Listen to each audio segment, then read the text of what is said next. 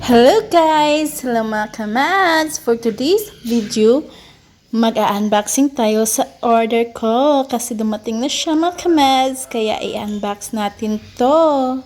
Tara, unbox na natin! In-order ko to mga kamads kasi hindi ito once, no? In-order ko to kasi gusto ko siyang pang negosyo or itinda dito.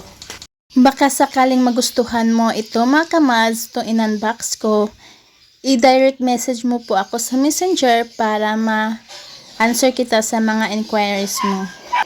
Laan yung mga kamads ko ano to? Char lang! At ito na mga kamads, na-open na natin at lumabas na ang mga box.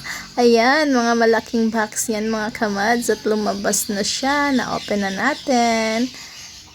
At di ko in-expect mga kamads, may pa-free sa loob. Grabe ang laki ng pa-free nila mga kamads. Sulit na sulit yung pagbili ko dito. At ito na mga kamads, kinuha ko na lahat ng laman dito sa loob ng plastic. At ito na, wala ng laman.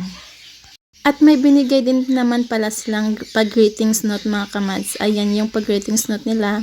At ito na mga kamads, yung in-order ko sa kanila na 5 box ng perfume.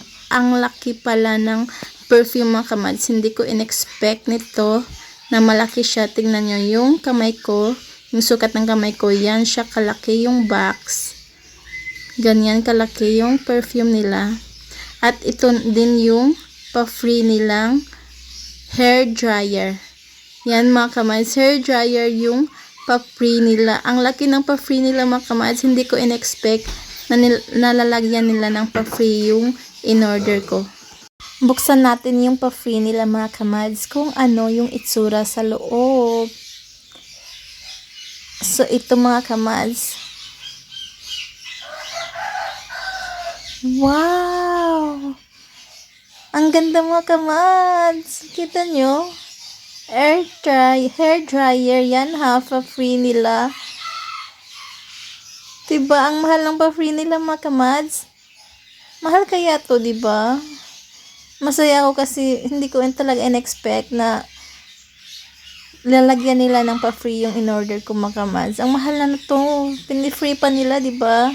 Super saya ko. At itong mga kamads, itong perfume na to, next i-unbox ko to next video ko. At sa mga gustong umorder, just pay me. Thank you for watching.